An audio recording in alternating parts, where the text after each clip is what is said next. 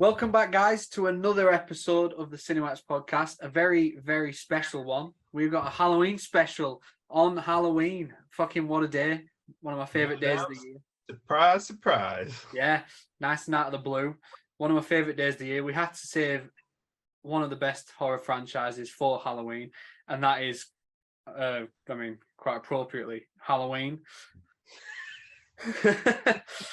So, my name is Callum Altimus, and I am one of your hosts. And joining me, as he does every week and twice this week, you lucky, lucky bastards, is Mr. Nathan Saklahana. Nathan, how are you? I am good. And to be fair, we said Halloween. We've not even announced what we're doing yet.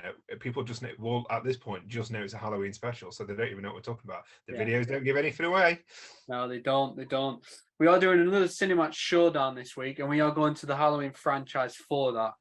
Obviously, the very first Halloween movie is probably one of the greatest horror movies of all time, and similarly to Scream, it didn't feel right doing it against any of the others in the franchise because they'd lose miserably. So what we decided to do is we'll go with two of the other options, two of the slightly better ones, because there are some shite in this franchise, but there are some really good ones as well. So we're going to do Halloween H20 from 1998 versus Halloween from 2018, both starring Jamie Lee Curtis. Very different versions of Jamie Lee Curtis, but the two are the best sequels, so it felt right to do them. Have you seen many of them before? I've seen the original Halloween, I've seen Halloween H20, and then I've seen the last trilogy, 2018 onwards. So I've not seen Season of the Witch, I've not seen Halloween 2, I've not seen any of them. Or is it Rob Zombie that did one? He did two. He did two in the 2000s, yeah. I've not seen them. I do want to watch them though, because everybody tells me they're bad. But Dan, again, that's every Halloween episode this month. Dan's got a shout out. Dan said they're not actually that bad. People just didn't like them because it was Rob Zombie. So I'm going to give them. I want to give them a try. Yeah, but you got to take Dan's opinion with a pinch of salt, because I watched him rate a 60-minute compilation of horror movie trailers 4 stars on Letterboxd the other day, and he's the only person on the entire app to ever review them. So. He probably created the entry. Yeah. But no, we chose these two because, we talked about it a lot. I messaged you yesterday. I was trapped in the car with Grace and she made me listen to myself on the podcast, which was absolute nightmare. But we talked about legacy sequels a fair bit by the time we got to Scream 5, and that word legacy came up a lot. So H20 and Halloween 2018 are both like legacy sequels. So we thought we'd put those two against each other. Yeah, they're obviously both brought Jamie Lee Curtis back. I think after the second one, which was like 1980 or 81, she didn't come back until H20, which was like 17 years later. And then she took another huge gap after Resurrection, which is one of the worst things I've ever seen, to come back for Halloween in 2018, which was another 16-year gap. She's obviously one of the greatest scream queens of all time. We had to pick some that had her in it because Season of the Witch doesn't even have Michael Myers, so that would have been a waste of time. The one with Paul Rudd sucks ass.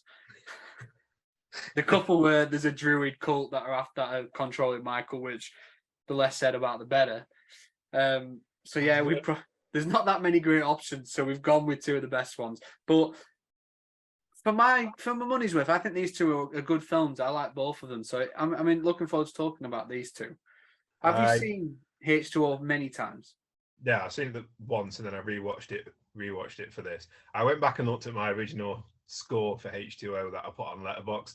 I originally gave it a 2.5 stars, but I'm gonna change it. I'm gonna change it. You see, that's controversial. We'll get started then. There's no time like the present, and we are discussing two of the Halloween franchise on Halloween. What a time to do it. So we'll get started on the CineMatch showdown with Halloween H20. Neither of us dressed up for Halloween. Do you know what? I don't actually have anything anymore. I think I've still got that Hulk Hogan costume somewhere, but considering how racist that guy is, I might get cancelled if I wear that. Yeah, so. That's a fair point, but we should have done it for Christmas. We'll remember this for Christmas. I've got Christmas jumpers, I've got Christmas snuddies, I got it all ready. Don't worry about that. I've got a Christmas decoration in this room right now. You fuck off. No, you haven't. I have. It's not up, but it's just we have nowhere to store it, so I've just got him on the side. My guy, fucking Santa. Look at this. Fucking hell. Yeah, there's nowhere to put it, so it's just been sat in here all year long. Fucking hell. So technically, I've had a Christmas decoration up all year, but enough about that. We'll get to Christmas soon. I'm 100% going to buy you a Santa outfit for one of the episodes. Well, although I'm dieting, so I'm trying to lose weight. So I'm hoping I'm not in shape to pull that off by the time it happens. But we'll see. We'll see. Yeah, we'll move on to the showdown then. We've got H2O 20 years later versus Halloween 2018. We'll start with the stories as makes more sense. I'll start with Halloween H2O because that obviously came first, which is 20 years after the original. It's been, I think, 17 at the time since we've seen Laurie Strode, who has, I think, in that movie, the timeline is still the same from the originals. They hadn't changed anything yet. So I think in the fourth and the fifth, it said that she died. So in this one, it was revealed she'd faked her death. She'd changed her name, and Laurie was now acting as a headmaster of a private school. Not how she got those qualifications. That's quite impressive. But yeah, she's the headmaster of a private school in California, where her son, played by the gorgeous Josh Hartnett, goes. Before you move on, Josh Hartnett in the 90s got given the worst fucking haircuts. Yeah, that's up there with Courtney Cox Scream Free. Like, what is that fringe? I mean, nothing's as bad as his haircut in The Faculty, but fucking hell, this one fucking was close. It's just his fringe is fucked. His fringe looks like he's fought Freddy Krueger. Like, it's terrible. I don't understand. But when you've got the looks, you've got the looks. There's no holding him back. And he's aged like a fine wine, as we talked about in Oppenheimer earlier this year. He has aged beautifully. But Yeah, sorry, with the story. Yeah, we got distracted by Josh Hartnett. But yeah, so Josh Hartnett plays his son, John. He goes to the private school along with his friends. And the whole story is that the majority of the students are supposed to be going away for a special trip on Halloween. And it leaves Laurie, one of the other teachers, and a few of the students alone in the school, which just so happens to be the perfect time for Michael Myers to return and find her after like 17 years. And you compare that to the Halloween 2018 story, which it kind of erases everything after the first one. Nothing counts. It picks up with Michael still in this mental asylum, and they say that he's been in there since the end of the first one, which is quite a wild take considering everything we've seen in between.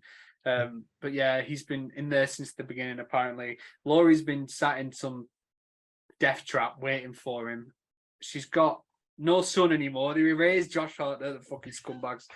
But she's got a daughter played by Judy Greer and a granddaughter who goes to the school in Haddonfield. And instead of it being in California at some private school, she's back in Haddonfield in some random house, just waiting for Michael this time. In terms of stories, they're very, very different. I went 10-9 in favour of H2O. One of them fucking episodes, isn't it? I'm not sure whether you mean we agree or whether we're going to disagree, but I went 10-9 in favour of H2O because I like the setting of that. I mean, I don't want to step too much on all the other categories, but having him attack a private school, it felt different. Whereas Halloween 2018 felt like any other Halloween movie. At least I think with H2O they did something different with it, and having like the security guard and Michael going through the school and all the different and the kids like dealing with that, it felt different. Whereas I think Halloween in 2018 was supposed to remind you of the first one, which obviously isn't bad. It's a great film and the first one's a masterpiece. But because it did something different, I went 10-9 in favour of H2O. Yeah, we're not going to agree, I don't think, this week.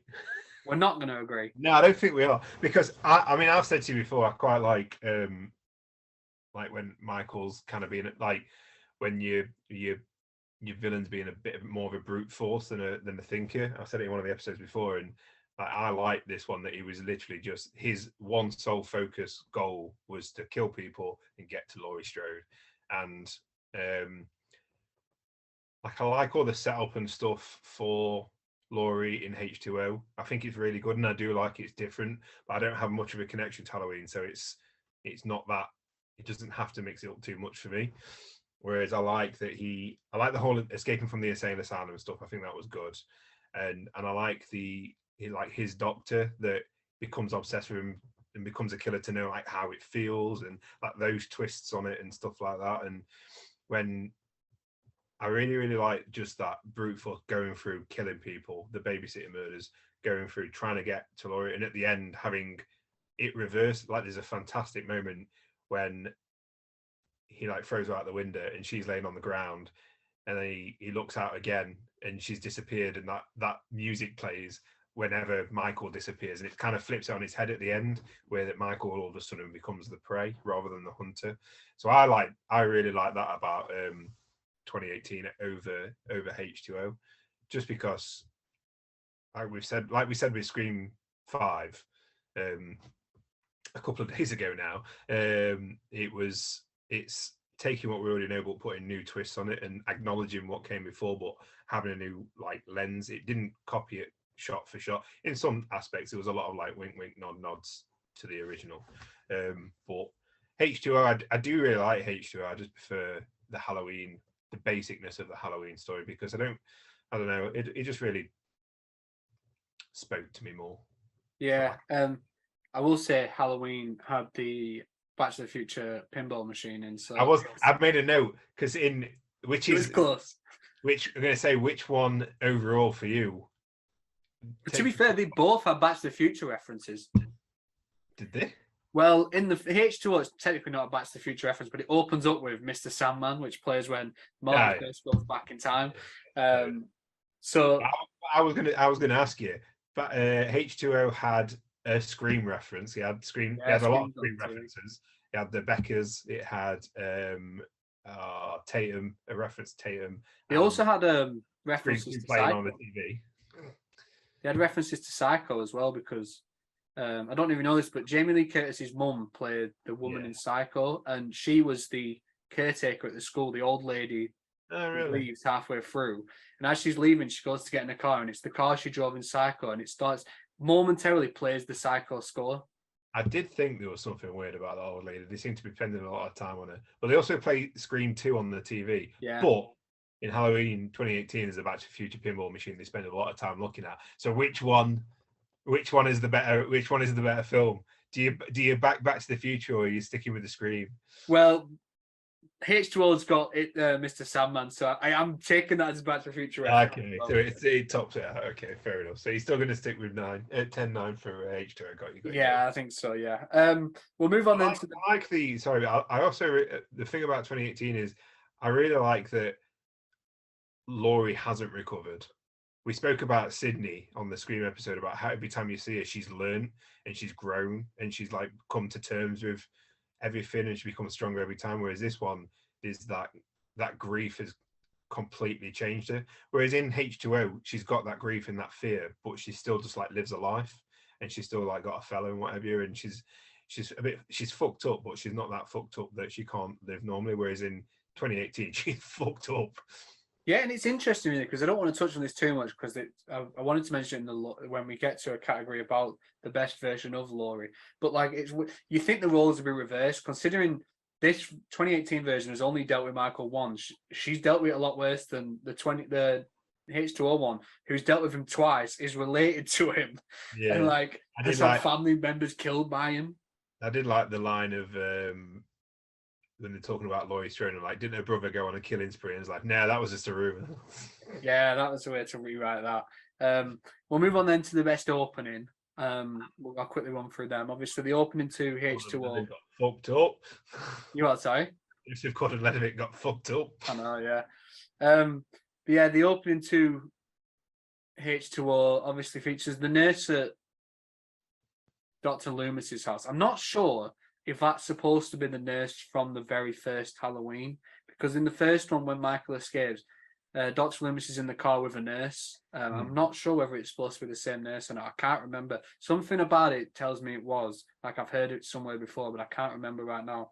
But obviously, we see her house, and she'd been caring for Loomis before he died, so she had all his files and stuff. And she starts to suspect that someone's been in the house, so she goes to get the two lads from next door, who one of them is Joseph Gordon-Levitt, who apparently is a little hooligan with a hockey stick. And he does not convincingly play a hooligan whatsoever. And then she gets him to go investigate the house, and it's when he's walking through, and he says something like, I can't remember his name. It's like Jimmy. Is like Jimmy has been excluded 4 times to get real crazy with a stick. It's like, yeah, we're shitting ourselves, lad. Yeah, and it's kind of just like a 10-minute opening of Michael stalking her, and she eventually goes home and she panics again, runs round to Jimmy's house to see that Joseph Gordon-Levitt's taken an ice skate to the head, and his friend was like stood at the door who'd been stabbed, and it's the police show up at her house, and it's quite like tragically ironic where they're at her door and she's at the window of the next house trying to get their attention but can't. And it just opens with a bang, really. Like, we're immediately in and we waste no time before Michael gets back to killing, and he takes 3 people out within the first 5-10 minutes. Well, And you compare 2018, in comparison, 2018 is really, really like a slow burn. Yeah, it is. Yeah. You've obviously got the podcasters who go to see Michael in the insane. We're not doing that, mate. If there's ever a fucking serial killer attached to something, we ain't fucking going. No, do you know what? I know technically we are podcasting now, but I was sat there thinking these guys are fucking losers. Like, but like, yeah, they go to see him, they bring the mask, and it's the entire opening is just kind of them waiting to speak to him, and then we just see that shot outside with all the creepy lunatics just around watching them as they're trying to talk to Michael with his back to them. And like I said, it is really slow. Like the pacing for both couldn't be more different. So how did you score that? I really like the Insane Asylum Halloween H2O, Halloween 2018 opening, because I think it really sets a tone of what they're going for. They're going for like a serious take that's going to like delve into like the psychology of everything of it, but there's fucking no kills, and it's just a lot of talking. And that the guy, like, as you watch the film, it makes sense with the doctor, but in the moment you're like, no doctor would let you scream at him, showing him the mask that he murdered people and stuff like that. They'd immediately grab you and be like, no, fuck off, you're overstepping here. But I do really like it. I think it definitely sets a tone, but it's not as good as actually seeing him kill people. And not to step on another thing, I think the opening to this has the best deaths in H2O as well, with the fucking hockey blade stuck in his face. Really good makeup as well on that one. And then him stalking around the house and killing her that way and doing it that way. So yeah, I went 10-9 for H2O. It's going to confuse me. I'm going to get mixed up so many times. It's a H2O, just for the pure fact that, yeah, you've got the tenseness, because every time, all that time they're walking around the house, you've got that when's it gonna pop up kind of thing. But you've got actual deaths, actual killings, which you need in a Halloween film. Yeah, I agree. I went 10-9 in favour of H2O for that reason as well, because, like I said, it really did open just like, right, we know where we are. Michael's back, whereas the 2018 Halloween did take a long time. Like, even beside the opening, I think we get to like 30 minutes before anyone even dies in that film, I think, which isn't unusual for most slasher movies, but not traditionally that unusual for Halloween, I suppose. But yeah, those guys were just a bit annoying. I think the podcasters, like, the fact they were allowed to do that, it was just stupid. And they're literally pulling the mask out. First of all, I want to know where that guy, how he even gained access to that. Well, he said he pulled it from, he got a friend in a state facility somewhere who took it out of evidence or something. And that is one of the worst excuses I've ever heard, though. Like, could you imagine, like, yeah, this serial killer, I'm going to steal his mask from my fucking podcast friend who's going to flaunt it around. He's never going to hide it. He's going to flaunt it around. That's your fucking job done, let me tell you. But yeah. One thing I do prefer on 2018 over H2O is the actual credit sequence, the opening credits. I love the fucking pumpkin. The reverse molding of the pumpkin in 2018, it just hits better than just going over. I mean, I like that the going over all the pictures told you a story and told you what was happening to Laurie Strode over all these years. But there's just something about that pumpkin that just hits perfectly. Yeah, I agree. And obviously they kind of use that sort of opening in the rest of the trilogy, but it's never quite as effective, I don't think. No. The way they do it in Halloween Kills and Ends, it's not quite the same. So I agree there. But yeah, we don't need to talk about Halloween Kills and Ends. We'll get to that with Legacy, I think. But yeah, so we agree. 10-9 both in favour of H2O. Say so shocked.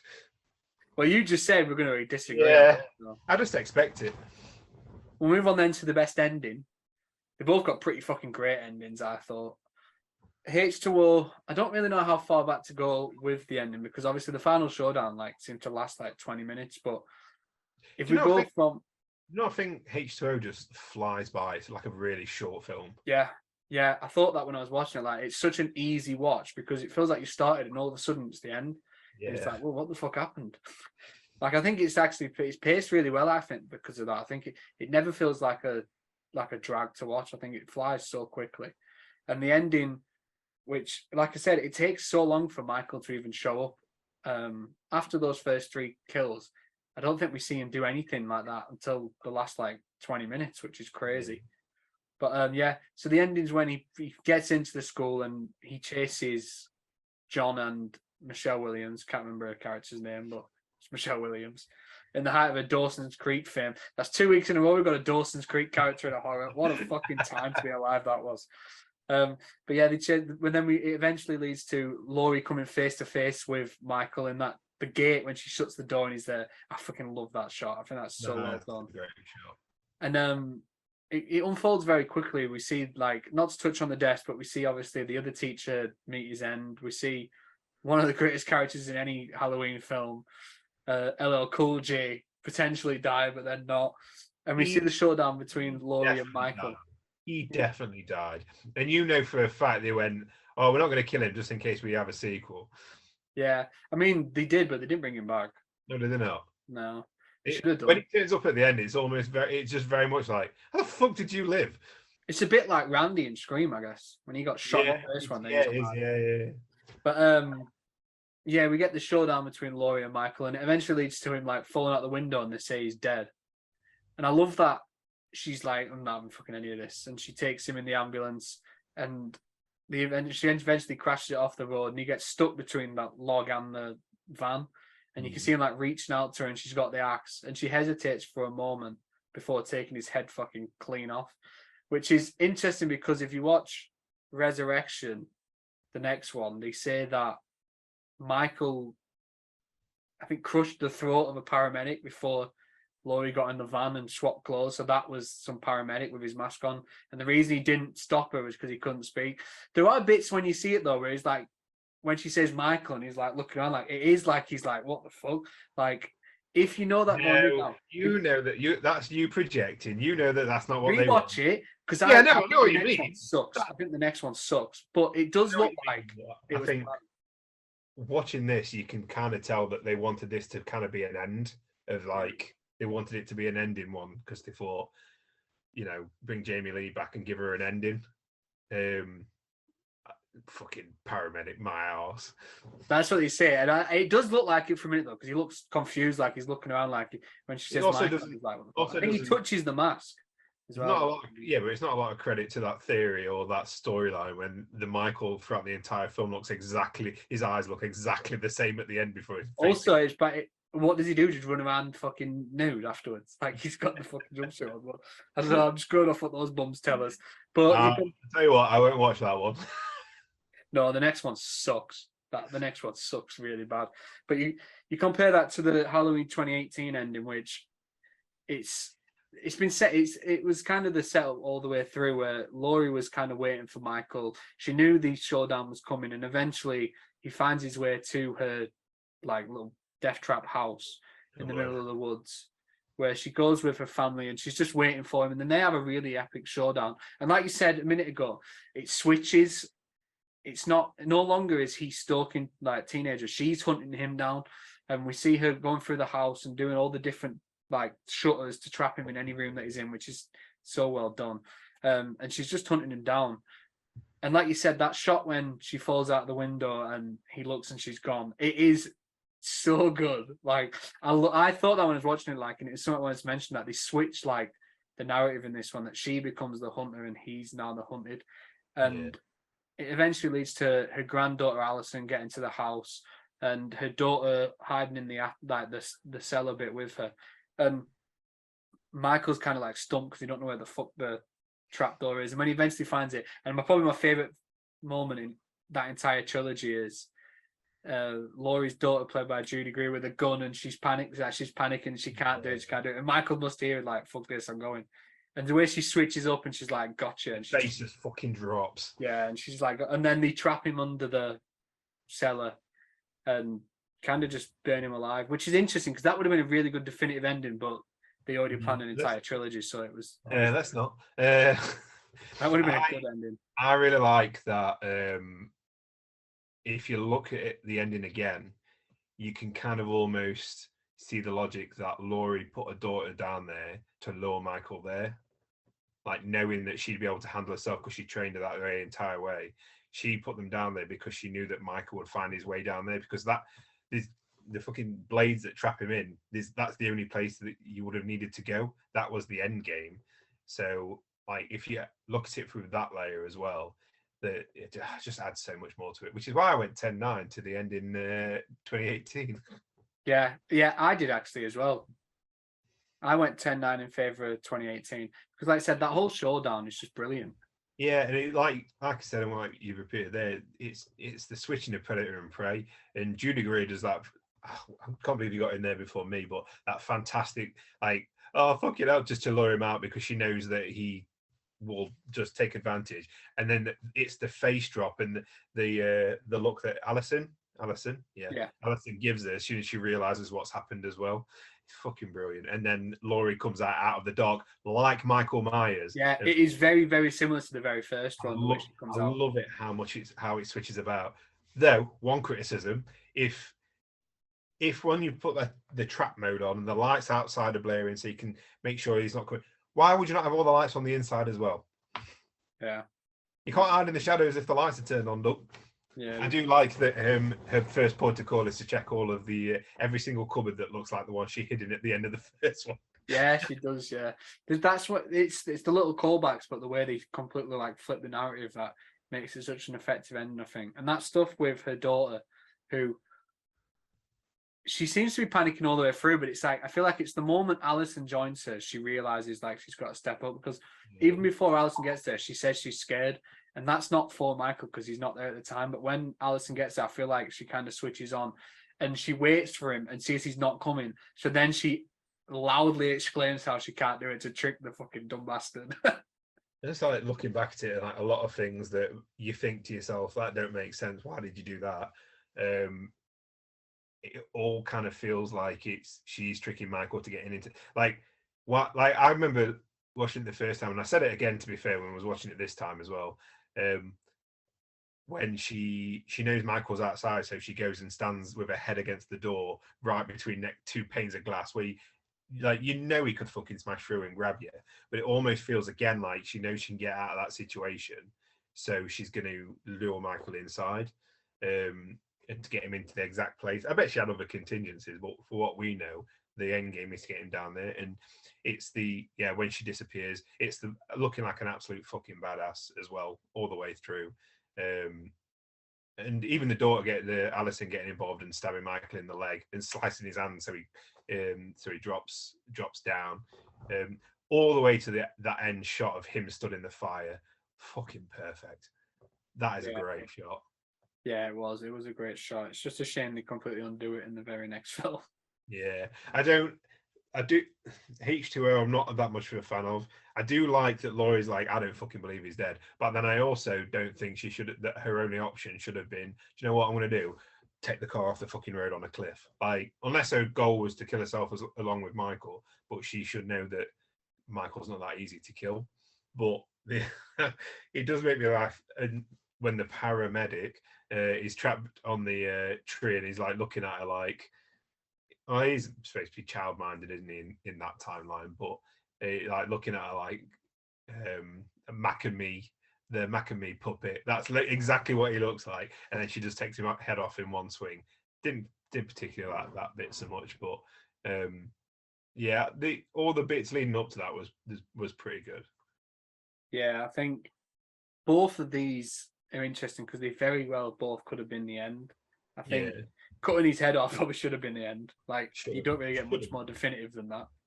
I don't feel like Josh Hartnett got a lot of payoff either. He didn't get like a moment at the end. No. It was all about love, which is fine, but don't introduce Josh Hartnett and like have him be that's the kind of thing you want him to have, this big moment of helping, like even a moment with the both of them, him helping his mum confront her trauma, but instead he just runs and hides like a little bitch. Yeah, he has the one bit where he punches Michael and it does absolutely nothing, and then he gets stabbed, so his missus has to hit him with a rock. Yeah. Like, poor Josh is a bit of a bitch, but we love him anyway. We do. But yeah, we agreed again then, 10-9 again in favour of Halloween 2018. Sound shocked again. Yeah. So we'll move on then to the best version of Miss Laurie Strode. You've obviously got Jamie Lee Curtis playing it in two very different periods of life. One's still the 90s, I think 98, so that's 20 years after the original. And then in 2018, it's been 40 years. So she's a very different woman at these parts. The first one, she's got a young son in school. And the second one, then in 2018, she's a grandmother. So it's very different versions of Laurie who deals with grief in very different ways. So You've got, basically, what is which do I prefer, a MILF or a GILF? yeah, very interesting. But you've got the one in the H2O who has dealt with Michael more than once, but has also somehow dealt with her like grief and trauma in a much stronger fashion, and is now like a high school teacher, private school head teacher. Like she's moved on in her life. She faked her death. She did that was quite wise. She changed the name. She's moved to California. I mean, we'd all like to do that. In comparison with the one in 2018, who seems to have let that entire sequence of events on that night just kind of dominate her entire life, and It's over it, look. It's just a bit of murder. Yeah, like that guy says, 5 kids died, much worse things are happening these days. I'm not sure that's true, but yeah. So I think because of how she dealt with the grief and the way she was smart to fake her death, I went 10-9 in favor of H2O, because I think, like I said earlier, it feels weird that she had to deal with Michael more than once, and I think in the fourth and the fifth one, it's supposed to be her niece who starts getting terrorized by Michael after she's faked to death. So her entire family has just been going through it for fucking like 2 decades, and somehow she's still got the wherewithal to move on with her life, and kind of just be happy. I mean, she's obviously still tormented in nightmares and stuff, but she's happy. She's making a living. She's found a new man. And you compare that to 2018, where she had one night where her and her friends were terrorized by Michael, and she's just never let it go. I think I prefer the version who dealt with it and raised my guy Josh Hartnett, right? Instead of terrorizing your daughter as well, like, and showed up to like that little meal and being like the drunk grandmother. Like, it's not a good look for her. I disagree. Because I like broken characters. I don't know if we talked about this before, but like I like Luke Skywalker in episode 8. Like I like it when older characters are broken. So you know that, yeah, it was one night, get over it, but you know, I like that the trauma's had a hold of it, and she's, you know, broken from it and she couldn't get over it. She indoctrinated her daughter into this way of thinking, lived in fear her entire life. That scene when she sat in the car watching Michael come out of prison, absolutely fantastic acting by Jamie Lee Curtis there. She looks devastated. And I like when these older characters just become fucking badass through their trauma. So, and to answer your question, I'm going GILF, because fuck me, those arms when she's prepping all the guns and everything and shooting out in the back of the woods. Woo! She's got the tank top on. Jesus Christ! But like also like it pays off. Like her paranoia in this film anyway. Her paranoia pays off with the daughter being a badass, whereas Jamie Lee H2O raised Josh Hartnett to be a little fucking bitch. I'm not a bad word about Josh Hartnett. And the granddaughter's like headstrong as well, as like goes against the mum because she's got that influence from Laurie Strode as well. And I like that she's become again a bit of a recluse. That's another kind of like Luke Skywalker type trope as well, but like having that kind of recluse energy. And I just think it becoming more powerful because in H2O, when she's overcoming a trauma, it just kind of feels, I don't know, it doesn't feel as powerful as when it almost feels like a lot more relief off of your shoulders as a viewer, and for Laurie Strode when all of her life she's basically dedicated her life to trapping and finally ending Michael, and she does it in this film. Whereas the other one, it just kind of feels like another ending to another slasher picture. Whereas 2018 just genuinely feels like she's worked her entire life, and it's paid off in that ending with the predator becoming the prey. It just really, really feels like it paid off, which is why I prefer that Laurie Strode. Also hot. Paid off for 20 minutes until he got out and then killed her daughter. Well, we don't need to talk about that because yeah, we'll get to Legacy. Although I will say one thing I don't like about that 2018 one, because I agree for the most part I really like Laurie in it, but there's that one line she has where she's like, I've been praying every night for him to get out. Like, fucking kids have just died. What do you mean you've been praying for this? You're like, use your words wisely, for Christ's sake. That's what I kind of like about that. She's that broken that she just wants to face him again because she knows this time she can fuck him up and she wants to rid the world of him. Whereas H2O, she doesn't even know if Michael's still alive or not. Like, there's that bit where Josh Hartnett's like, he's gone, like, get over it. You know, you just need to stop being a little bitch about it, essentially. She doesn't even know he's still out there, but yeah, she's still scared of him. Seeing his reflection in the window. Yeah, that's true. That really bad CGI reflection in the window. You know what that reminds me? I can't remember what we were watching something. We were talking about something recently, and there was a scene when someone came in, and it was quite clearly someone else in the shadow, but we were supposed to, I can't remember what we were saying, but it was something we watched discussed lately. But it happened again in this when it was clearly Michael Myers that came around the corner, and then all of a sudden it was LL Cool J on the ground. Like, no, we could see his fucking face. yeah. Oh yeah, what was we talking about? It must have been Scream, surely. Maybe it was in one of the Screams, or I can't remember. I can't remember for the life of me. But yeah, that's fair enough. We disagree on that one then. We'll move on then, because naturally, can I say H2O would never be able to create a Home Alone trap house. Don't fucking need to. She's enjoying life, making the most. You know what's interesting to me though is to think that scene when she goes to the cafe and she like downs a drink and then sneakily orders other one, so it doesn't look like she's had a fucking whole drink to herself. The look the waiter gives her, perfect. I'll say though, like you say it. For how much of a hermit she is in 2018, she's somehow still been married twice. How's she meeting people? What's going on? I don't know how that happened. She maybe the more time got on, the more crazy she got. Who knows? Yeah, maybe. We'll move on then, because after Laurie, there's obviously probably the biggest star of the franchise, because he's in every film apart from 3, is Michael Myers. So we'll touch on which version of Michael Myers do you prefer the most? You've got the one in... Oh, you know which one I'm going for. Yeah, that's true. There's no point beating around the bush. Obviously, the 2018 one is much more savage. He's more like a Jason Voorhees type of thing. He's more hard-hitting. The deaths are more elaborate, whereas the one in H2O is kind of more like the silent killer that just kind of like he's just essentially just walks. But he's also quite smart, like with the way he steals the car from the woman in the restroom, and then he parks it outside the gate. Yeah, good. He's quite, and he also obviously finds the nurse's house to find the information on where Laurie is. So he's quite an intelligent version of Michael, whereas the one in 2018, like you said, is just like a ruthless killer that will just kill anyone that steps in front of him, apart from a baby.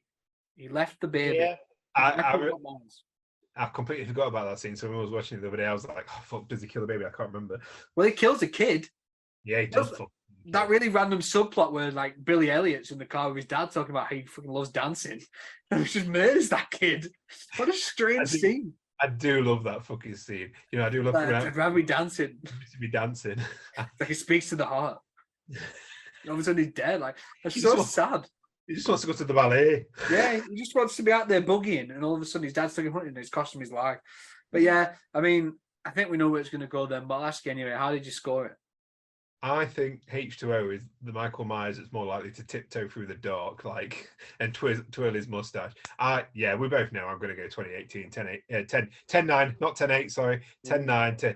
I'm not doing it this week. 10-9 to 2018 because I love me a fucking brute force.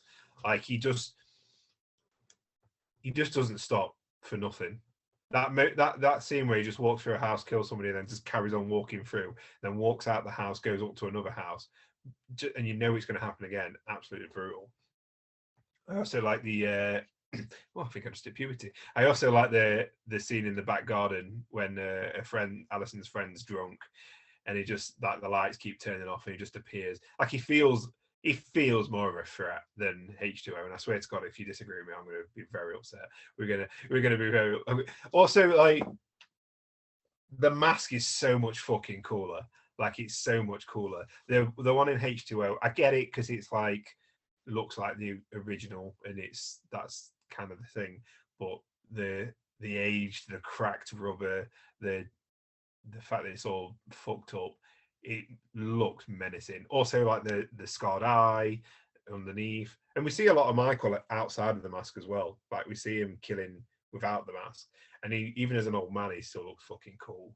Like everything about this Michael Myers just is, and I like the way we get the iconic look. Like he kills somebody at the garage, and that's how he gets the jumpsuit, and then he kills the guy to get his mask back, and then the first weapon he picks up is it a hammer he picks up, and then he drops the hammer when as soon as he sees a knife, and you're like, yeah, here we fucking go.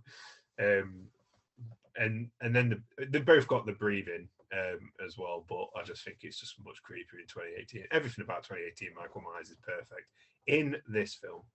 I can't tell you how tempted I am to go 10-8 in favour of H2O just because of fuck you. I don't. You couldn't even do it. Like the Michael Myers in 2018 when he gets fucking trapped by. If 2018 Michael Myers got trapped by a tree, he'd just fucking walk through the tree somehow. He'd push the car off him, or he'd like walk away, pick his head back up, and like beat Laurie to death with a head. Well, H2O Michael wouldn't have been caught in that trap. You what? H2O Michael wouldn't have been caught in that trap. That's very true. But I did go with 2018 Yeah, Michael Myers. There's no doubt. I love that version. I think that's actually probably my favourite version of him, even including the original. I think, like I said, that the way the mask has aged, it looks more menacing than it ever has. I think it looks so good. Obviously, throughout the trilogy, it kind of gets damaged. Like there's the burn on it, the way it's melted a little bit in the next one, but this is the best it's ever looked, I think. And like I said, the scenes where he is like the boogeyman in this one, like that bit where he walks around the side of the woman's house and she hears there's a killer on loose, so she's looking at the window and she's about to close the blinds and he just comes up behind her, hits her head, and she's like dazed, and he stabs her. It's like it's so ruthless. Yeah, it's not over the top either. It's just bang, you're done kind of thing. There's no like over the top kind of killing or like messing about. It's just fuck, you're dead. Bang, you're dead. Like the bit where the kid, I love that kid that the girl babysits. I love him so much. Yeah, he's funny. Talking about his crusty ass toenails. Yeah. Well, what does he say when he's on the sofa? He's like, I know you're gonna come around here and smoke weed. I know Alakazam's weed, or whatever he says. And when she says he says there's somebody in the room, and she walks in and then jumps out. But then as soon as she closes, like because we've had it, or by that point we've already had a few of those. Is he there? No, he's not. And then you think we're going to have that again. And then she goes to close the door and you can hear it hit against his boot. And then from there, it just goes fucking crazy. Yeah. Although at that point, I thought that was going to be another bait and switch at first. Like when she was getting stuck, I was like, oh, there's going to be someone there. I didn't expect him at that point. That's one of the times where I'm like, oh shit, he is there. It was really well done, I thought. I love this Michael Myers. If we had, and which I'll save it because for some reason, this film set up so much good stuff. Like I would happily, I know I don't have to watch the sequels because this is kind of like perfectly done and perfectly ended in my eyes. But they just kind of ruined this version of Michael after this, and it's a massive shame because he is fantastic. Yeah, I agree, and I think that scene, especially in the garden where he's just in the corner. And then the light keeps going off, like I said, and he keeps just appearing. Like it's so fucking good, and it feels like we spend more time with him. Usually, Michael shows up for a kill, and then we don't see him again until the next person dies. But this, we just fucking follow him, just cutting through town, like he's just sightseeing all the way through. Like there's the bit when the podcasters go to the grave, and the woman that takes them their looks, and you can just see him behind the tree, like in his hospital stuff. Like he's everywhere. Like the stuff with his doctor, and when he's in the car and he just fucking pushes the door, he is much more savage. Like I said, it's much more like a Jason Voorhees, but I prefer the killers like that. I like them to be physically imposing. So I went 10-9 in favour of that version of Michael as well. Also, he still knows when to be creepy, like when he just holds the teeth over the door and just drops all the teeth on the floor. Brilliant. Yeah, that shit's good. That shit's crazy. Strange that we got 2 bathroom scenes and a bathroom stall scenes in a Halloween Legacy reboot, but They couldn't have been more different.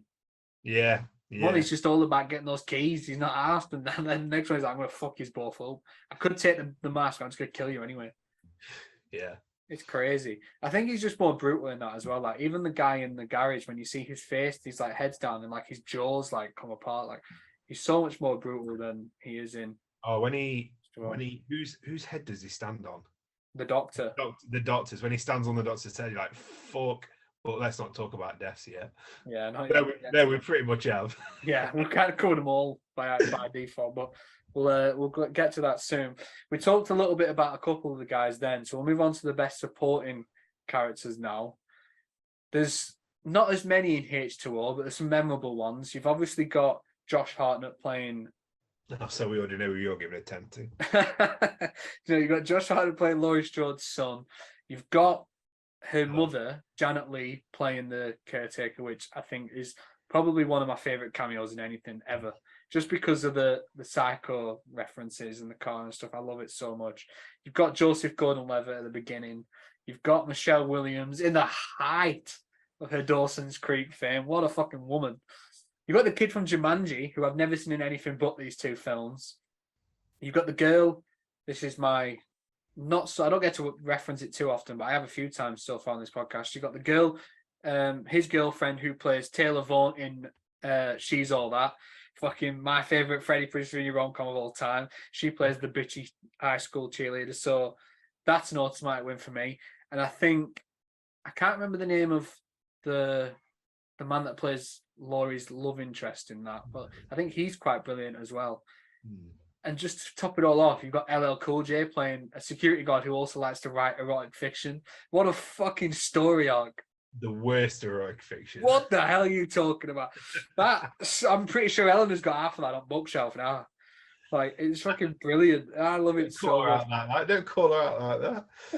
He's so funny, I think. I think in terms of that, though, there's not as many, whereas in Halloween 2018, you've got a large cast. You've obviously got Judy Greer playing Laurie's daughter, who we've swapped. There's no longer John. We've now got her daughter Karen. Her husband, whose name I can't remember, but less said about that bomb the better.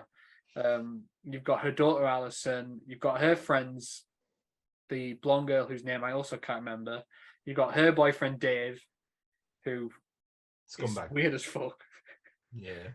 You've got the cool kid who she's babysitting with his crusty ass toenails.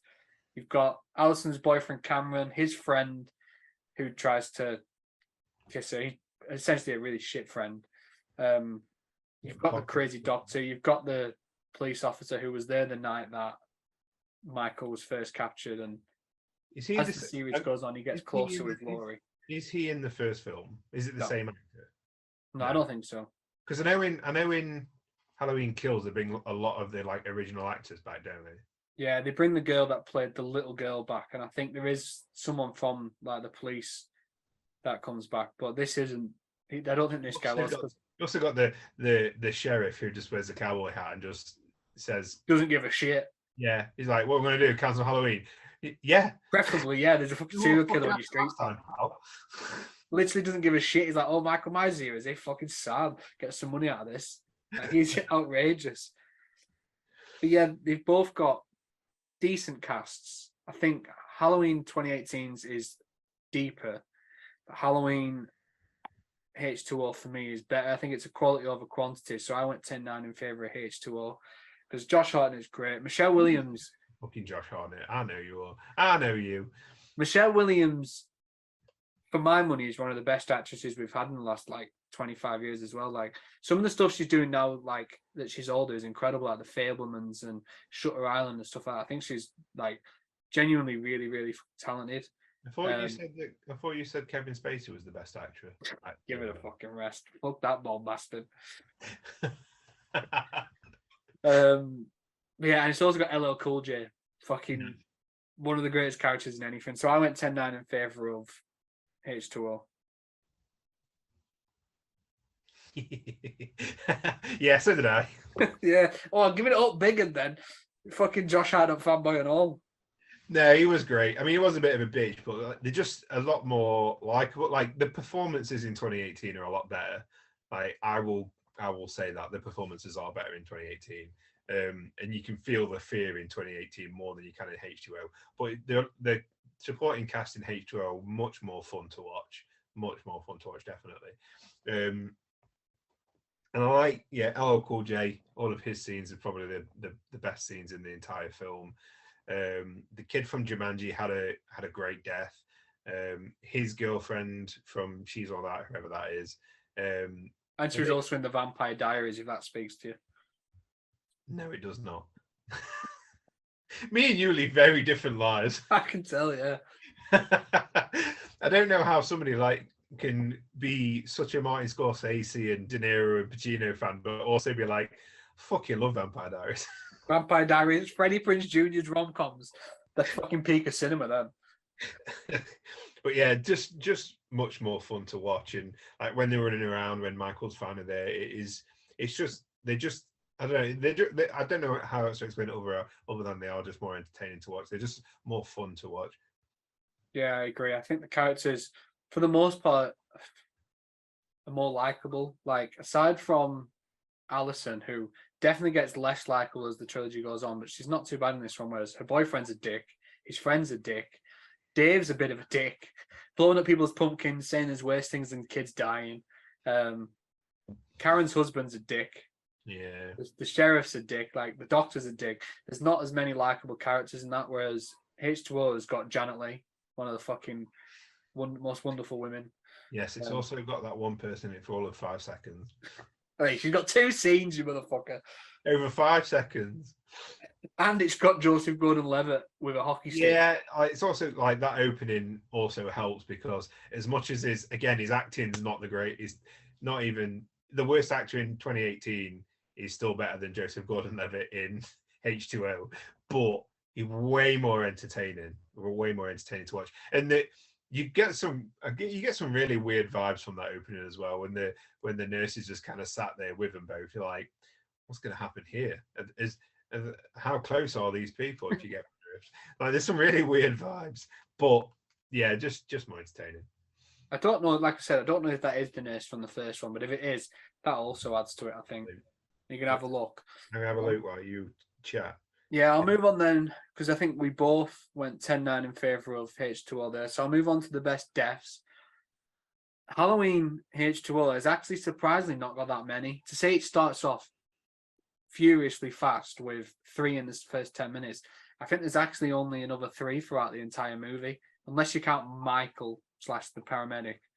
Then there's 7 because you've got Joseph Gordon-Levitt with the hockey, the ice skate to the face. You've got the nurse at the window, and you've got the other lad in the back. And then there's a huge like space in the middle where nothing really sinister happens until he shows up at the end and kills the kid from Jumanji, who we obviously see in the dumbweight thing with his neck slashed, and then his girlfriend whose foot is crushed, which is stuff like that is always so effective for me. It's so gruesome every single time I see shit like that. But yeah, she has her foot crushed, and then Michael stabs her, and then he kills Laurie's boyfriend after he accidentally shoots LL Cool J, and he comes behind him and stabs him in the back and like lifts him up on the knife. But that's actually it, which is really surprising. A lot. And yes, it is the same though. She's in that. She's in 2. She's in H2O, and she's in Halloween Kills or Ends. Oh, so she died. They brought her back. She's in she's in Kills because it's the same. That nurse is the same one. Yeah, Halloween Kills. That's definitely a 10-9 then. Fucking knew it. I knew I'd read it somewhere. But yeah, there's not that many deaths in that one. Whereas in Halloween 2018, it's like quite the opposite. Whereas it takes a while to get to the first death, but once you start killing, that motherfucker doesn't stop. Like I think I was like tracking it when I was watching it. Because I noticed there was very little in H2 and I wanted to see just how many more there was, and I think I got to the point where there was like 13, which is double, more than double, because I think he obviously kills the 2 men in the gas station off camera, then he kills the 2 podcasters, he kills the Billy Elliot kid and his dad, So that's already what, 6, and he hasn't even got to Haddonfield yet. You can assume he killed the bus driver as well. Yeah, I'd imagine so. Well, he did kill, yeah, because he was laid out on the ground, wasn't he? Or dead. Yeah. So that's 7. He kills his doctor. That's 8. Kills that woman in her house. That's 9. Then he kills the other woman with a hammer. 10. Alison's friends makes 12. That shit best friend makes 13. The 2 police officers outside make 15 actually, and then the dad makes 16. He kills 16 people. Unless I'm missing anyone, 16 is a big fucking number. Yeah, I think yeah. 10 more. It's a lot, and the deaths were better. Yeah. So yeah, I went 10-9 and easy because he had the knife in the fucking throat, which in the bottom of the mouth, which is always fucking good. Like hanging the friend on the fence as well. Always great when I see something like that. The killing of the babysitter in the room was just absolutely fucking horrendous. You didn't actually see it. I don't think we saw it anyway, but like the babysitter's boyfriend being pinned against the wall. I wish we did see it. Yeah, classic Halloween. That's obviously a reference to the first Halloween, and you see that he's got the shitty tattoo, A Night to Remember. Fucking dead, mate. The stamping on the head of the doctor, brutal. Like you said earlier, that scene where you can see the woman looking out the window and you see him walk down the side of the alleyway and then come back in and then just a bang, dead kind of thing. Brilliant. Yeah, I mean, we kind of said it when we did the Michael category, but he just brute force. He's so blunt. He's just so, I'm not fucking about, you're gonna fucking die kind of thing. Everything about it's fantastic. No notes. Brilliant. Yeah, I agree. When they're killing the podcast and he fucking throws him into the wall, smashes him against that mirror, and then hits him, throws him that hard against the door that the door collapses into the woman after already having pulled all of his teeth out. Oh. Yeah, and it's like the guy's been that beaten up. He's slumped in the corner just watching as Michael just murders that woman. He can't do anything. I wish we'd have seen the scene with Dave, because obviously the last we see of him, he grabs that knife fuck this. And I like to see him at least try to put up a fight and get immediately murked, because I always like when someone tries to take the fight to the killer and just gets fucked up. So it's a shame we didn't see that. But yeah, some of the kills are incredible. I noticed he breaks quite a few necks in this one, which is different. The kid in the car, which I can't remember about the middle ones without Jamie Lee Curtis, but I feel like that might be the first time I've ever seen him kill an actual child. Because he grabs the kid from behind and just breaks his fucking neck. It's grim. And his dad as well. You see the kid's dad at the slumped next to the bus and his neck's all distorted. He's so much more savage. And the dad outside, who is a dumb bastard, by the way, just going outside and going right up to the car when no one's answering him. Are you fucking not suspicious in the slightest? Well, that's a horror movie thing. You can't help but stand there going, "Are you fucking stupid, mate?" Yeah, he was dumb. Yeah, he was dumb. But those kills with the police officers as well, which again happens off screen, but when he opens the door and he's got that guy's head with the torch shining through, this version of Michael's just fucking sick. That was good though. Making his head look like a pumpkin was brilliant. Yeah. And I mean, it goes without saying I said 10-9 in favour of 2018 as well. But that death, I think the most satisfying is his doctor, who is obsessed and tries to free him, just to have his fucking head stomped in, and it's like a pumpkin the way it just caves in and it's all goo. It's fucking grim as hell. Well, don't take somebody's stuff. You literally took his mask. Don't take somebody's stuff and then wait for yourself. Pervert. Serves him right. You should have let my guy shoot him. Let him finish him off. But he didn't. He bottled it, and that's on him. Because I was going to say that guy didn't die, did he? Because he comes back after that. The police officer. Yeah, because I'm pretty sure he's the one that forms a romance with Laurie and. Yeah, he is. Yeah, but for the sake of this film, he dies. Yeah, it implies so. It implies so, but I guess he didn't. Yeah, he's in the hospital at the same time as Laurie before Evil Ends Tonight. Yeah. Less said about that film, the better. Although it is better than, it just got worse and worse. I thought that had set the bar so low, and then the next one just limboed right underneath it. It was fucking grim. Let's wait till Legacy. Yeah. But yeah, we both went 10-9 in favour of Halloween. Then the deaths are just much more elaborate, much more creative. and he's not just using like the knife and stuff. He's like freaking killing them with just about anything. There is a bit in H2O where he pulls a knife away from somebody he's stabbed, and it doesn't even look like he's pulled it out of them. It just looks like they poked it into his like chest a little bit, and then just the knives just kind of come out. Like they should have cut it sooner. Like edited it down just so it didn't. You could see the tip of the knife poking the clothes that the person was wearing. I was like, oh fuck, you know. I will say though, it was quite funny that he used an ice skate on Joseph Gordon-Levitt, the hockey guy. Like he saw him with a stick and was like, "Nah, fuck this! I'm going to take you out with one of your own things." Like it's quite ironic. But other than that, yeah, Halloween shits all over the kills. I think some of them are great. But you mentioned it then. No, we'll save the legacy to the end. Actually, I was going to say legacy now, but we'll save that to the end. Let's save our unhinged rants until the end. Yeah, we'll move on now then to the setting, because this was one that at first I didn't really think of, but as I was watching H2O, it really made sense because H2O is all confined in the spaces of this private school, which has been emptied for like the weekend as most of the students have gone away, and it's just these maybe 6 or 7 people left there, and it's an empty school with all these long halls, the underground bit where John and his friends go, and the grounds that surround it. And that's in California, which I've mentioned earlier. But then in 2018, it's obviously all back in Haddonfield, and it's set on it's a proper Halloween night. Like they're both set on Halloween, but there's not really too much that signals that in the California one, because it's hard to display that sort of like autumn weather in California, whereas in Haddonfield, which I think is supposed to be in Illinois, you can tell it's Halloween. It's got the autumn season is clearly there. The kids are trick-or-treating, and it just feels more like that time of year. So how did you score that? Because I think they both have very, very great, like there's good things about both that I like. Well, same kind of feelings of Scream, like when we were talking about Scream 5 and Scream 4, I like going back to Woodsboro. There's just something about the original locale that just helps. So I went 10-9 in favor of Haddonfield because the school's good, but I don't feel like it was utilized as much as it should. Also, I think I said it on the last episode. Well, no, it was not the last episode, it was the episode before that.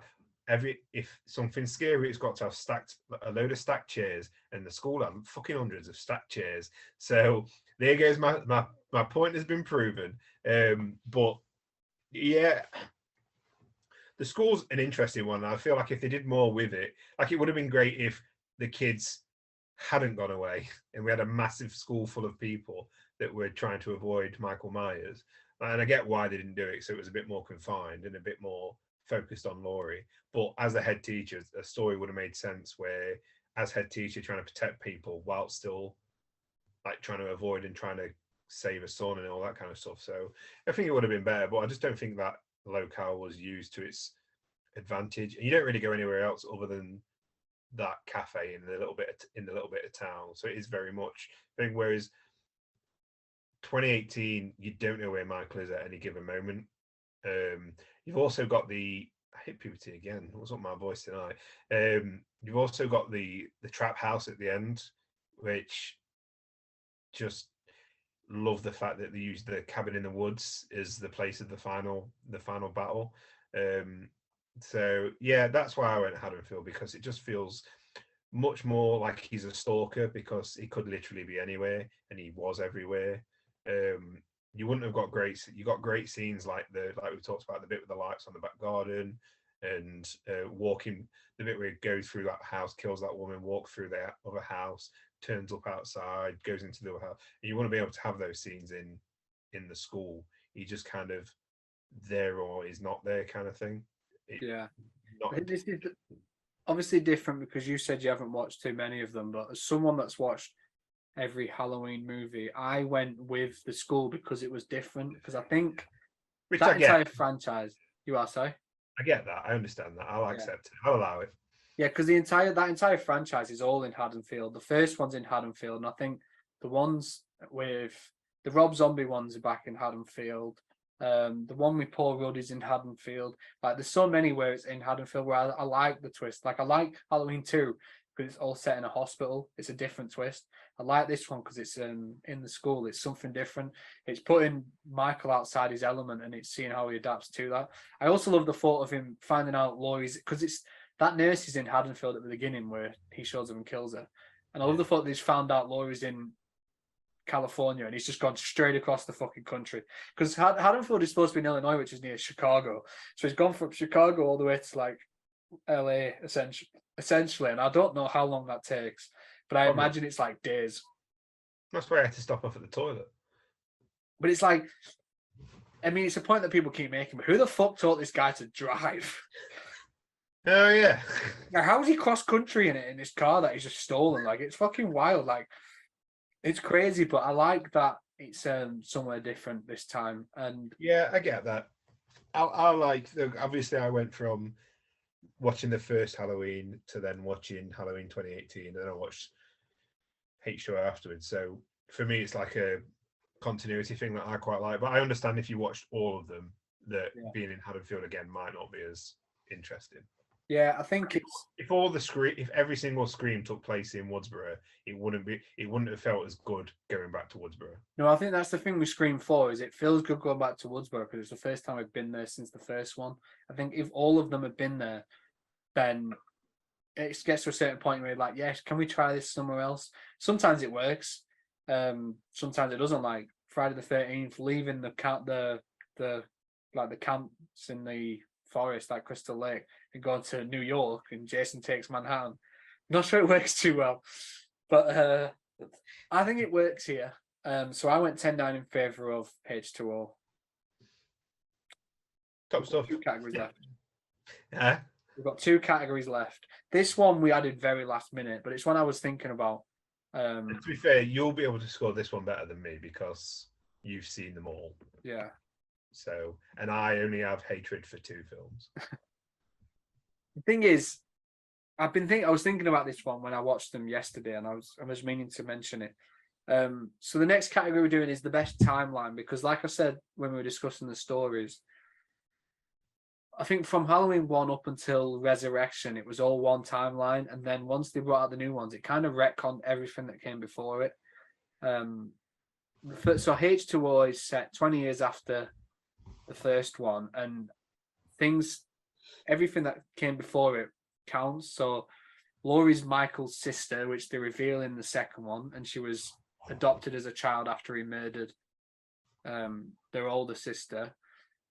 She faked her death after coming up against him twice, and then he's been like out on the loose numerous times trying to fight everyone, including her niece, I think she is, called Jamie, ironically. But yeah, I think so. So obviously I'm not seeing. So she fakes her death, but then knows that her niece starts getting hunted, but doesn't come out of hiding. No, so I think that's what's hard to think, because Laurie did the first 2.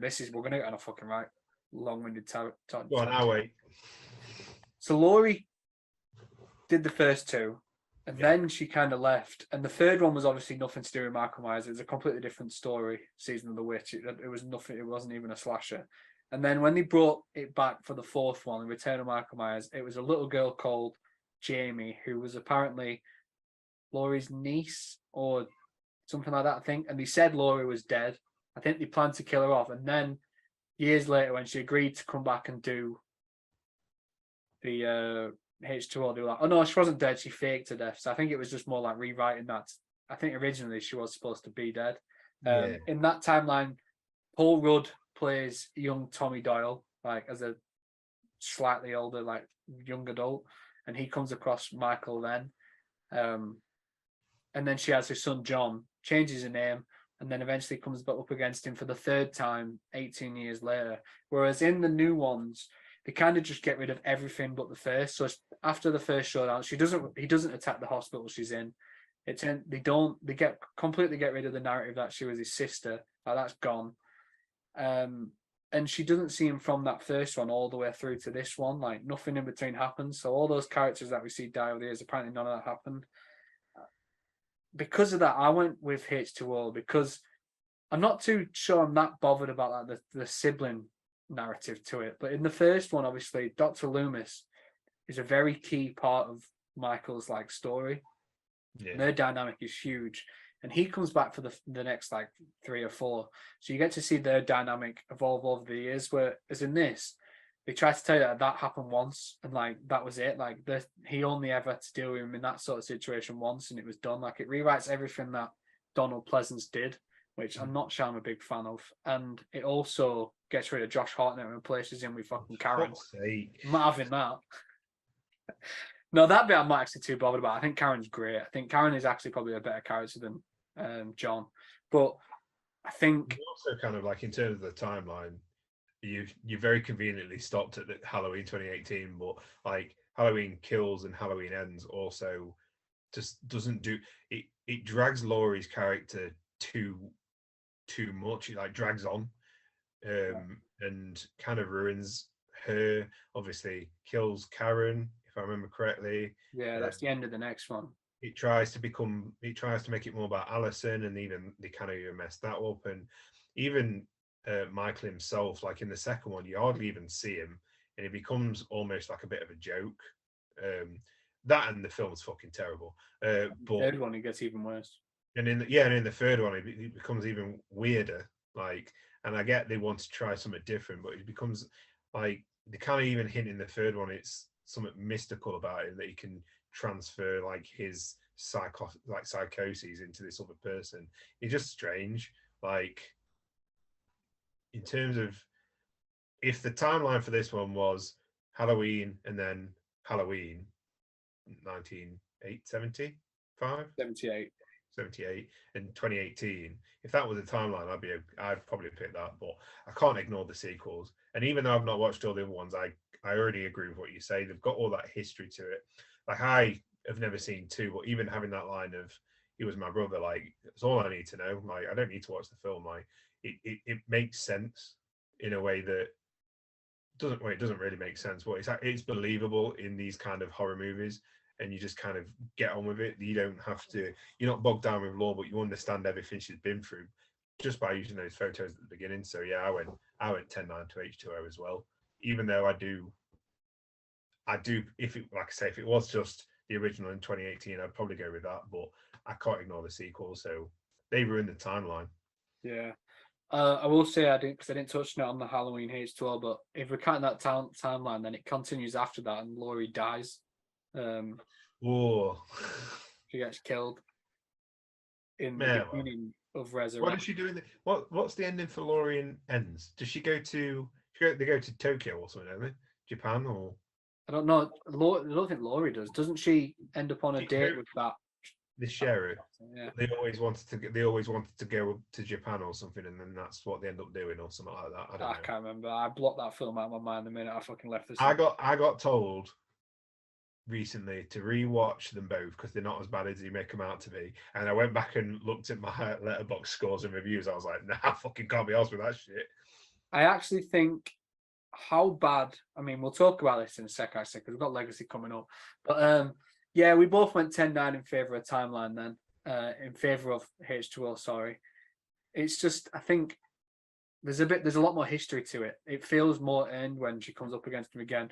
There's obviously the sibling stuff. There's the stuff with the hospital where they faced off again, and she's clearly been hiding from him for 20 years. I like that. You also like the Josh Hartnett part.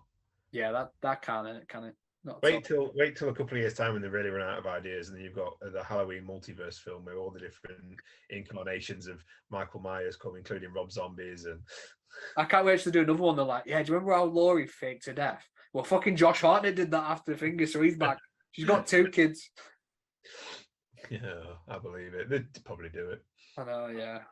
We'll move on then to the last category, which I feel like we've been itching to get. Yeah, we can go. We've hinted at it a few times, and that's the legacy. How the legacy of both movies have shaped up. This one's quite hard to really dissect, but it's interesting because I think both movies haven't aged that great because of what came afterwards, which is interesting. I would say that definitely is the case for 2018. I think H2O's aged badly because it's clearly didn't have the budget at the time to do something. They clearly worked on a budget, and that's why it's not aged as well. But the sequels to 2018 definitely ruined what people think of 2018, I think. So I think it's interesting because H2O, a lot of the narrative around it is it's kind of like a movie that was made in response to Scream. Like there's more, it's more hip and it's aimed at a younger audience than originally they were. Like bringing in people like Michelle Williams and Josh Hartnett, like it was definitely aimed at a younger audience. And the LL Cool J stuff, it felt like it was more interested in being funny, to like cater towards like that generation which had grown hooked on the genre after Scream. And then Resurrection came out and it was like one of the most reviled pieces of shit ever that no one liked. It had fucking Busta Rhymes in it, for Christ's sake. It was just they're just going through rappers. Essentially, yeah. But after LL Cool J, there's no going back. And it was just, I think because of that, it's not aged as great as I think it should have been, in my opinion, because I think it's a great movie. Whereas I actually think the opposite of what you just said about Halloween 2018. I think it's aged better because the sequels were so shit. I think people look at that movie now and think, wow, that was actually really fucking good. Like, if you compare it to what came afterwards, that was as good as we could have asked for at the time. And because of that, I went 10-9 in favour of Halloween 2018 because it's hard for me because I'm not sure which I prefer, but I think the general audience looks at that one more fondly, especially with what came after it. Whereas Halloween H2O is a very 90s movie. There's absolutely no doubt. Whereas I think 2018 is kind of ageless. Like, that could have come out at any time. And because of that, I think H2O hasn't aged well. You what, sorry? It came out in 2018. Yeah, it did, but it couldn't. It could have come out in 2017. So, whoa. I don't know. Very different time in 2017. Well, I went 10-9 for H2O, and this is coming from obviously not a massive Halloween fan who's not watched all of them, but I think that I've not heard as many people talk about 2018 around this time of year. I've seen people talk about how shit the sequels are and how like it ruins. Like these parts of me that like wish I hadn't ever watched them. I wish I'd listened to you when you told me not to even fucking bother with Kills. Ends. No, it was Kills and Ends. You told me not to bother. Did you know watch Kills first? Pardon? I think you watched Kills before I did. Maybe. I think you told me Kills was a waste of time, and then I watched it anyway. And I watched Ends and was like, it's even fucking worse. I remember you telling me Ends was worse than Kills. Oh yeah, because I hadn't watched Kills at that point. No, you must have done because you must have told me both were bad. Because I watched Kills on like Netflix or something. I watched Kills long after it came out. Oh, it must have been then. It must have been why you're saying it. But I remember you watching Ends and saying it's fucking worse. It's the worst time of my life. You fucking hated it. And then I remember going on Twitter and people being like, it's actually really smart and people aren't giving it a chance and people are shitting on it. And I was like, fuck Cal, I'm going to go watch it. I'm going to form my own opinion. And like 20 minutes in, I was like,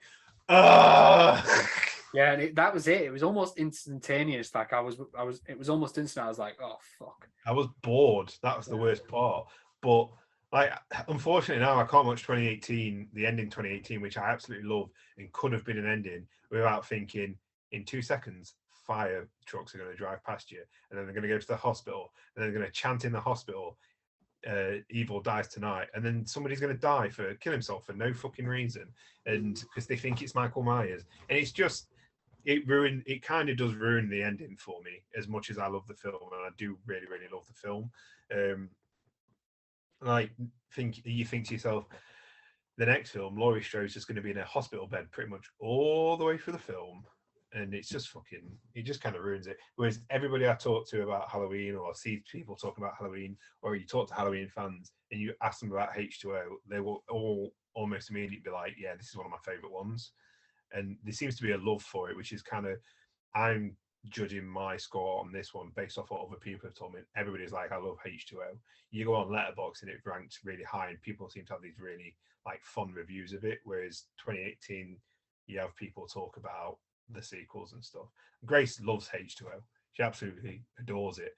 So I'm not saying that because Grace likes it, I'm giving it the highest score. Fuck her. But he's been married for like 3 weeks and he's already under that. Yeah, fucked. Do you know what? For that, 10 now, 2018. That for that reason, everybody seems to have this love for H2O, and like nobody ever talks about what came after. Whereas with 2018, you can't have that conversation without, but the fucking sequels ruined it, kind of thing. Yeah, that's an interesting thing. I feel like everyone just kind of agreed to pretend Resurrection never happened, whereas Halloween in 2018 was Kills and Ends never happened. It was that's the issue, though, isn't it? It was already announced before. It was this trilogy, and they were all together, and it's like the decisions made progressively got worse throughout. Like the first one was so good, and then the second one was bad, but then the third one was just fucking atrocious. And I obviously went to watch it. I think the first night it came out in IMAX, and I went with some friends, and one of them said that she knew I was hating it because she kept hearing me sigh really loud. I remember you telling me that. Yeah. So that's I think that's part of it as well. Like because 2018 is so good. I said to it with Scream and that Conjuring and stuff. Like for me to really love a horror franchise, like it's quite rare. And I thought with 2018, I was about to like dive deep into this big horror franchise and have this series that I loved, and then had such great expectations going into Kills, and then just absolutely fucking ruined. And then not just ruined with Ends, like literally, aptly named, it ended my like want to even care about Halloween anymore. I will say that if they made another Halloween tomorrow, I'd still go watch it on opening night. Yeah, probably I would as well. If they did Michael Myers like they did in 2018, making Brutal, and I'd probably still go. Yeah, I do want to watch the Rob Zombie one still. I think I can't really remember the Rob Zombie ones because I watched them when they first came out. So I was like 11, 12. And I remember them being similar to the 2018 version where he was quite a brute force. I might be wrong in saying that, but that's how I remember it being. So I think it's quite like Christmas. Yeah, that was nice. Nice way to spend your festive season. But yeah, that brings it to an end then. Another showdown done. The Halloween special done. Halloween H20 versus Halloween 2018 done, and we've got a very, very interesting score here. I was tallying yours up as we went along because I forgot to total my scores up. I've got it all done here. I've become a professional. I'm doing it as we go now.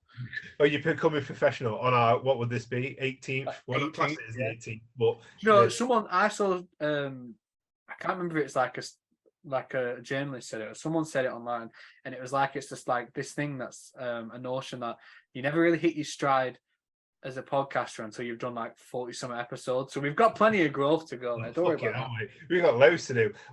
We need to upgrade our cameras. We need to get better mics. Yeah, we do. I need to stop saying a lot. Yeah, and I stop saying like. And we need to dress up on Halloween and then Christmas. So when you get your Santa outfit and I get my Rudolph outfit, it's fucking happening. I know exactly what we're going to do. I've just had a fantastic idea. I'm going to make it too risky though, because we watched that Violent Night last year when it came out in cinema with David Harbour playing like that violent badass Santa, and Eleanor was kind of digging it. So the Santa costume might work wonders in this household. Let me tell you, it might be worth doing. I don't know if I want to pay for that experience in your house. Save me paying for it.